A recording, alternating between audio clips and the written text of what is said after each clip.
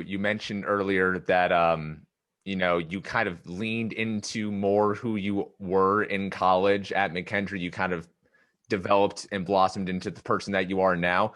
Why did you why did you become the Alexis Porter that we know now then? What happened to you to kind of flip that switch to make that change?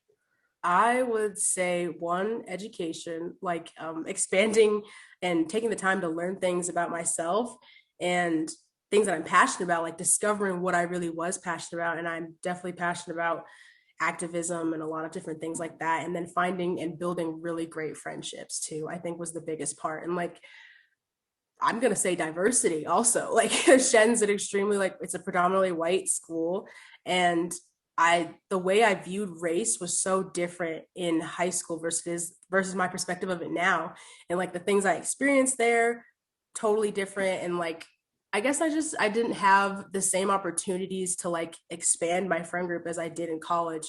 And the friendships I built there, like I still have friends now from college that I love to death, and actually a bridesmaid for one of my college friends now coming up. And yeah, I don't know if that answered it, but that's probably it. So I'm glad that you brought that up because, like let's call it what it is. You are one of very few Black people that grew Yeah, up in Clifton Park. And so I'm glad that you were able to kind of, I guess like find the right people in college and yeah. expand your horizons that way. When did you exactly become so passionate about activism? Again, kind of like what flipped that switch?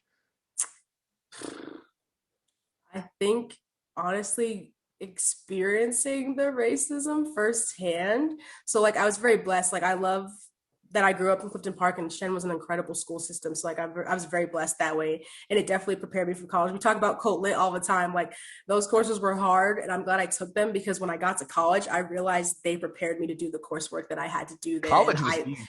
Like I thought college was easy. literally undergrad, I will say that I'm in master's now, Yeah. and that is no joke. That's the real deal. But like undergrad, I feel like there's a lot of places that other students I saw struggle, and people who came from like different school districts from around the country that weren't nearly as robust as Shen. And I was like, ugh, I was so lucky. But um yeah, I don't, what was the question? I'm sorry, I always get off on a tangent. It's all good. Activism, what inspired you to really get behind it? Oh, right. Yeah, experiencing it firsthand. Like now I've had too many microaggressions to count.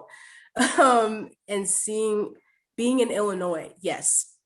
Um, where I was, it's southern Illinois, so it's like 30 minutes north of St. Louis, Missouri. It's like the bottom tip of Illinois. It was kind of a very small hodunk kind of town. Little more conservative, and actually I'll just use this one example so you kind of get a sense. I went through, I'm not gonna say it's a phase because I still wear them, but I went through this phase where I was like obsessed with head wraps. They're like African head wraps, like Yeah. scarves, and you wear them around your head, and they're really cute and they have different colors and stuff. And I was like, well, first, it's cute. Second of all, I don't have to do my hair if I wear them. So it was just a win-win. So I went through a period of time where I was like only exclusively wearing head wraps. And I was driving like probably 10 minutes off campus, getting a drink or something, probably going to Starbucks, whatever. And I pulled up at a red light. A car pulls up next to me, rolls down his window, and the man yells out the window, "Go back to your country, you Muslim bitch." Excuse my language. I don't know if that's allowed on That's this fine. podcast, but and I was literally, my mouth dropped open. I was in shock. The green light went, and he peeled off like so fast. I didn't get a chance to respond. Nothing. And I pulled over. I cried, and I sat there, and I was like so mad, just like shaking that I didn't get a response, that I didn't get to do anything. And I was sitting there like, first of all, you ignorant swine, this is not a hijab. Which, if it was the Islamophobia, I was shunned. Like my best friend Sarah, Sarah Nasser, is Muslim, and I was like, first of all, it was racist, it was Islamophobic, it was a whole number of things, and yeah, that was something that shook me. And then also like I would educate a lot of my peers at college too about head wraps and stuff, because I got that question a lot, like, was it a religious garb, blah, blah, blah, blah. I was like, no, it's just for style. Like African women wear these all the time. Like I just think they're cute, and I don't have to do my hair. But I guess that was one moment that really kind of triggered me. And the more I began to pay attention to my surroundings, the more passionately I felt about it. And the more research I started doing, the more I tried to get involved. And I can say honestly, like this past year has been horrible, but also illuminating in a positive way, because I think finally people are starting to see the kind of injustices that Black people have been seeing for generations and also experiencing. So it's kind of, there's a duality there for sure. But Yeah. yeah. I'm so sorry that occurrence happened to you, and I'm sure similar things like that Yeah. as well. It just like goes to show how people, how ignorant people are. Yeah. We are coming up on the 1 year anniversary of the murder of George Floyd. Um, how do you think that we today Mm-hmm. have improved, if at all, since then, since late May last year? I'd say awareness and allyship. I've found that like the majority of my life, I've kind of been an ambassador, whether that was for women's wrestling or for Black communities in general. And I feel like now while it's unfortunate and it's sad that it took such a horrific event for people to like kind of open their eyes, snap into it, and see what's happening. I'm glad. I'm not glad it happened. Oh my God, no. But if anything good did come out of it, I think it's the awareness. So like we've gone through periods of time. I mean, in Denver, there was months and months and months of protests. And I actually had the pleasure of actually volunteering and partaking in two, one in Aurora for Elijah McClain. And I actually got one of my sponsors for wrestling, Kodiak Cakes. I don't know if you've heard of them, but they Yeah. are. Oh yeah, I love them. They're Protein pancakes, pancakes, baby. exactly. I love pancakes, and they make me feel like I'm not cheating on my diet and stuff. But I actually got them to sponsor that protest, and they sent me a shipment of like 70 like 7 boxes of like snacks and stuff, and I set up a table and I passed out snacks for like all of the protesters who were walking during the day, and like water and everything. And they actually like really amplified my voice on their social media account. I wrote a blog for them. And yeah, so I was glad that I got to be involved in that, but I think there's still obviously a lot of work to be done.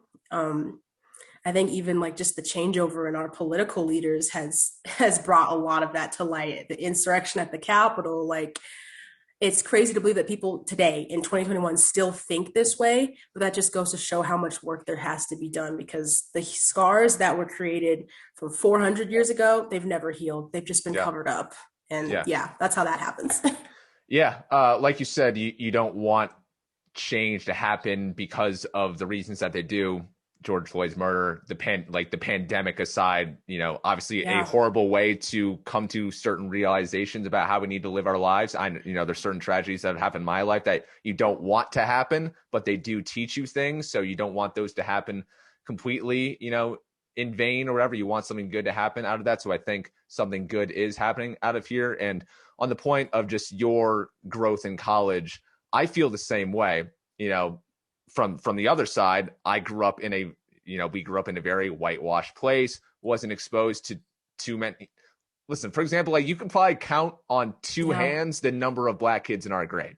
And we had Literally. 750 kids in our graduating class, something like that. Yeah. And it's just that I just never talked to them. Everyone just kind of stayed Yeah. in their own bubbles, in their own lanes. And so when I got to college at U.Albany, which was a much more diverse school, I was in for a rude awakening. My sophomore year, I lived with three Black kids from the city, and it was a whole different ballgame There for you me, go. in a good way. In a good way, I was completely just exposed to new things, and your worldview expands. I think Yes. what's best about college is that like it's really not so much that you learn so much in the classroom. I can't really tell you that much that I learned in the classroom, aside from Yeah. like, one, like the or like Lincoln's Gettysburg Address. I can Oh say for you, God. but Full school. everything else, it's just completely just like becoming an adult, becoming a citizen of the Yes. world, and just putting yourself in other people's shoes. Because I never had before. On U.Albany's campus, every day there was some type of protest or some cause being campaigned for that I had never even thought about before, because it never affected me. Exactly. And that's such a beautiful thing about college. I agree completely, Troy. I think that's probably the best thing about it too. Like academically, yeah, for sure, enrich yourself, but like those experiences you get outside of the classroom, that's what shapes you as a person.